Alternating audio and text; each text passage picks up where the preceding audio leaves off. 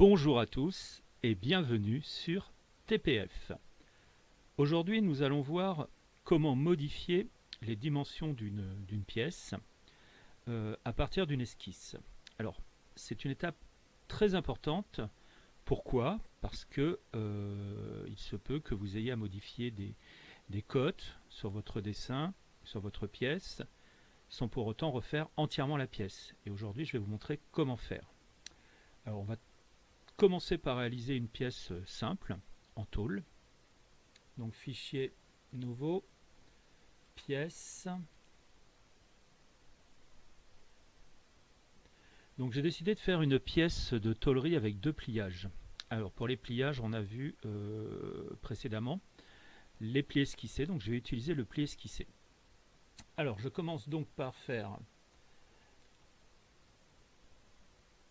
un choix, c'est-à-dire je vais prendre le plan de face pour démarrer ma construction, ma pièce.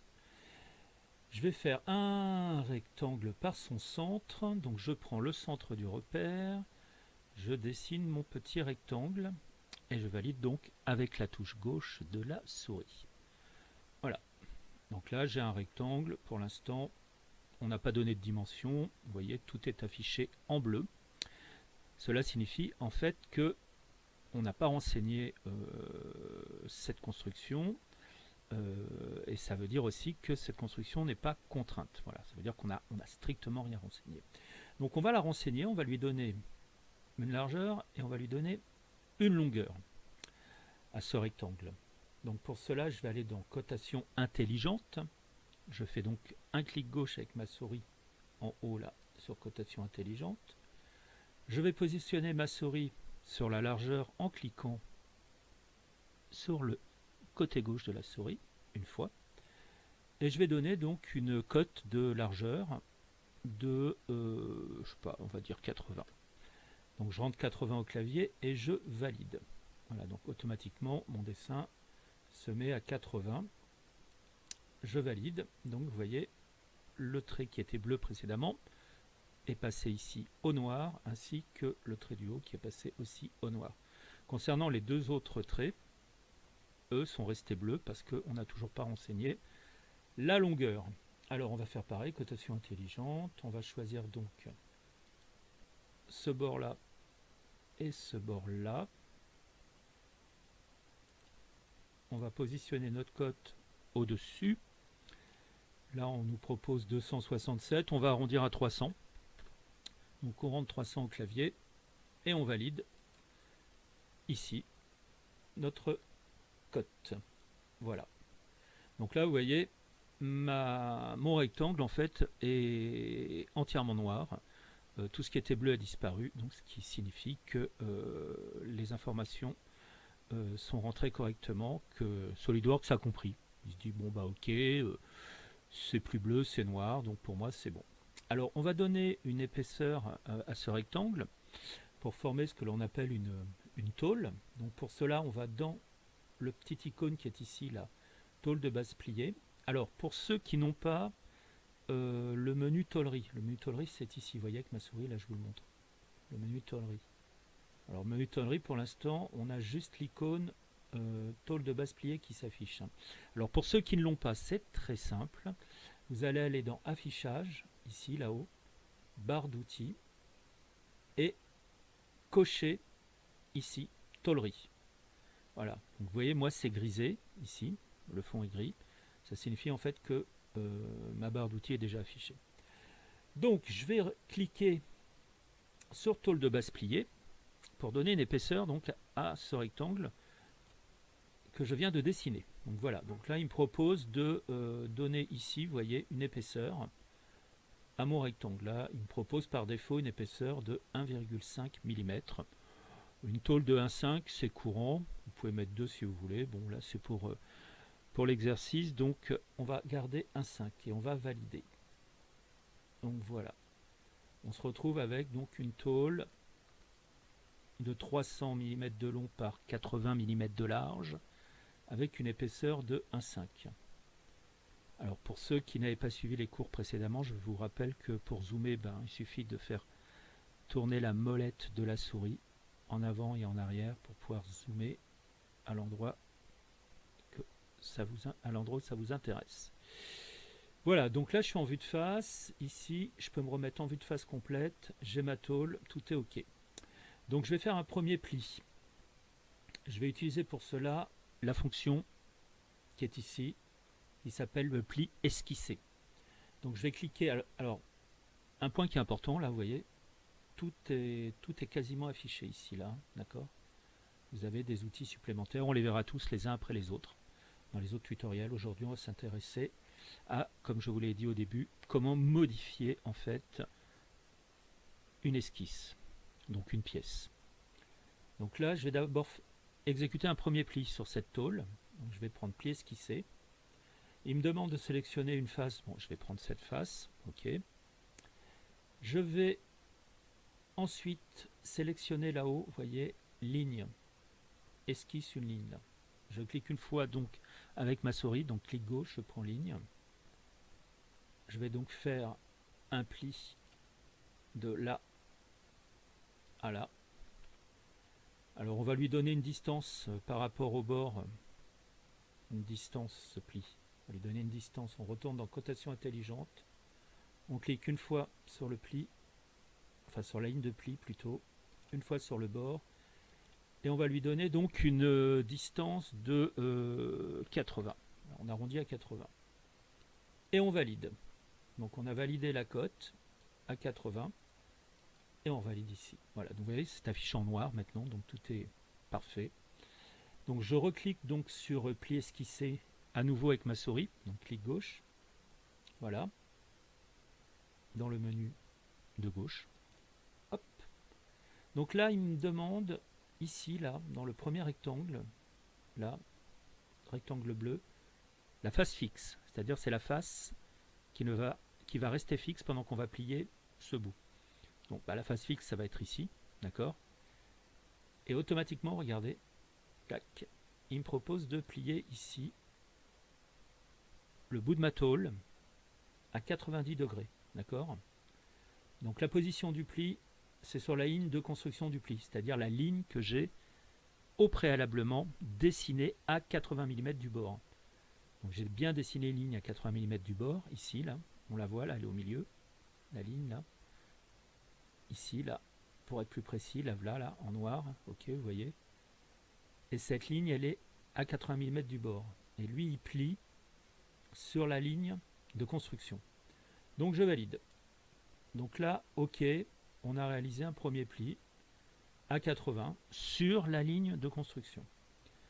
Donc, je vais tourner ma tôle de l'autre côté. Donc, en maintenant donc, le doigt enfoncé sur la roulette de la souris, on peut faire pivoter sa pièce dans tous les sens. Et je vais donc réaliser un deuxième pli sur cette face, ici. Donc je vais reprendre le pli esquissé, ici à gauche, dans ma barre d'outils, d'accord, en faisant donc un clic gauche sur ma souris. Je clique. Il me demande quelle face, je vais prendre celle-ci. Je vais ensuite renouveler l'opération avec, ici, la ligne. Donc je vais prendre ligne. Je vais insérer une ligne ici. Alors la ligne est affichée en bleu, hein, on est OK. On va lui donner donc une cote par rapport au bord. Donc pour cela, cotation intelligente. Je clique sur cotation intelligente. Je choisis donc de donner une cote ici par rapport au bord. Et là, on va prendre 100. Là, on ne va pas prendre la même chose qu'on a pris tout à l'heure. Comme ça fera deux plis à deux distances différentes. OK, donc là, on est bien à 100 au niveau de la cote. Elle est toujours bleue. Je valide, elle passe au noir, c'est OK. Je vais donc plier maintenant en réutilisant donc la fonction pli esquissé. Donc avec ma souris, je clique sur l'icône pli esquissé. Il me demande ici quelle est la face fixe. Donc la face fixe étant ici, je vais cliquer ici avec ma souris. Et là, vous voyez, il me propose donc de plier à 90 degrés. Donc vous voyez ici, on a possibilité de faire varier.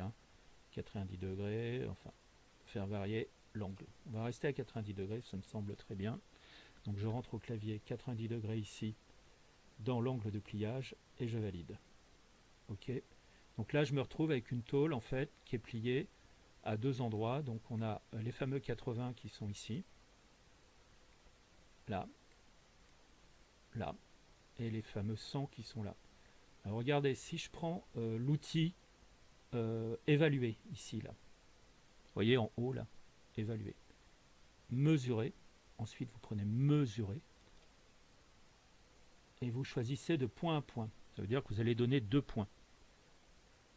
L'outil va vous donner la distance entre ces 2 points. Je vais prendre ce point et ce point.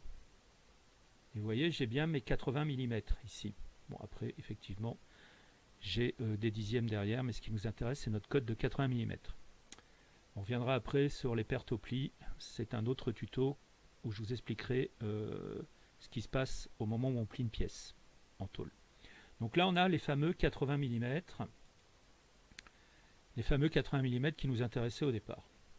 Et là, vous dites tout à coup, ah oui, mais finalement, je me suis trompé, ou c'est pas 80 mm que je voulais, admettons, 75.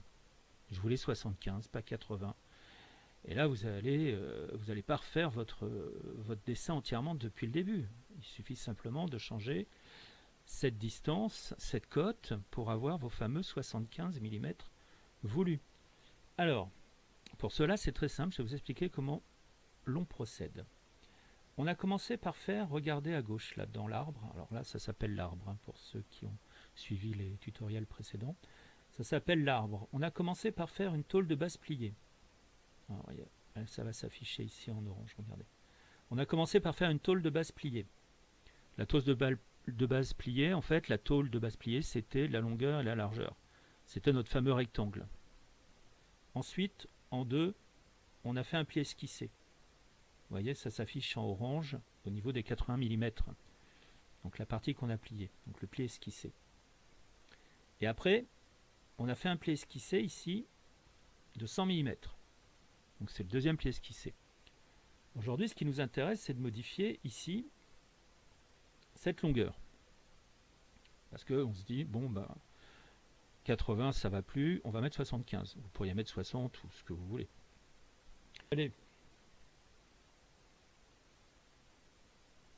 Allez dans pli esquissé, choisir esquisse 6, ici, là, changez votre cote, donc de 80, vous allez passer à 75 mm. Vous validez. Ok, donc il vous déplace en fait la ligne de pliage vers l'intérieur, donc vers ce côté. Vous validez. Et vous allez, avec votre souris, cliquer tout en haut sur reconstruire. Alors c'est reconstruise ou CTRL B. Donc pour faire CTRL B, vous gardez le doigt enfoncé sur CTRL. Donc la touche où c'est écrit sur votre clavier, CTRL, c'est la touche CTRL, et B en même temps. Et à ce moment-là, vous reconstruisez donc votre pièce. Alors, on va mesurer à nouveau avec mesurer ici entre ce point et ce point. Et on obtient bien 75 mm. Donc la cote qui était au préalable de 80 est passée maintenant à 75 mm. Ensuite, vous avez décidé par exemple de modifier ici cette longueur, alors ou cette longueur, n'importe. On va commencer par cette longueur, tiens, ici, là, cette longueur ici, là, vous voyez, pli esquisse 3. Donc si je me mets avec la souris sur cette longueur, l'information qui apparaît, c'est pli esquisse 3, donc on sait que ça se passe dans pli esquisse 3, ici, d'accord. Donc je double-clique sur pli esquisse 3, et vous voyez en dessous, j'ai esquisse. Donc je clique sur esquisse, et je prends éditer l'esquisse, donc le premier icône qui est en haut à gauche, là. Éditer l'esquisse. Voilà. Donc là, il me propose une cote qui est 100 mm. Je vais changer cette cote à 150. Je double-clique sur la cote. 100 mm me sont proposés, je rentre au clavier 150 et je valide. Donc il m'a changé la cote de 100 mm à 150 mm par rapport au bord. Je la valide et je prends ensuite l'icône reconstruire ou CTRL-D sur le CTRL-B pardon, sur le clavier. Je clique dessus et voilà, et je suis passé sur ma nouvelle dimension. Pour vérifier si c'est correct, je prends mesurer, point à point, je sélectionne un point ici, un point ici, et j'ai bien 150 mm qui s'affiche. Je peux, si je le souhaite, ici, déplier ma tôle. Voilà. J'ai bien les deux plis ici qui sont affichés en ligne de construction. Et je peux replier en haut, donc ma tôle. Voilà. Voilà comment, en fait, éditer une pièce. Éditer une pièce, éditer une esquisse. Vous avez tous les paramètres de construction sur votre gauche. J'ai commencé par faire une tôle de base pliée, ensuite un premier pli, et ensuite un deuxième pli.